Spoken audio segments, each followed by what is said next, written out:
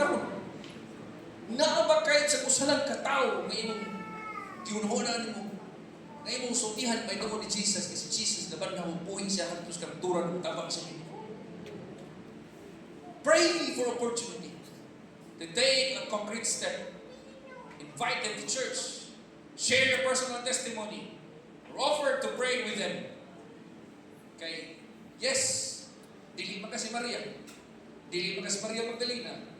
Mapapsindahan na sa katao ang musultihan. Si Jesus, nabuhi niya siya. Namatay siya. Tulukan daw naman daw siya. Hala sa paghatag ng kaluwasan. Hala sa paghatag ng paglaon. Hala sa paghatag ng kabaguhan. Hala sa paghatag ng pusog. Hala sa pagpurma sa itong kinabuhi. Siya may paglaon ng itong tanan. Yung Jesus, lipay na ikaw na. Bisa ko. Kita, nako dito sa lubnganan sa Israel.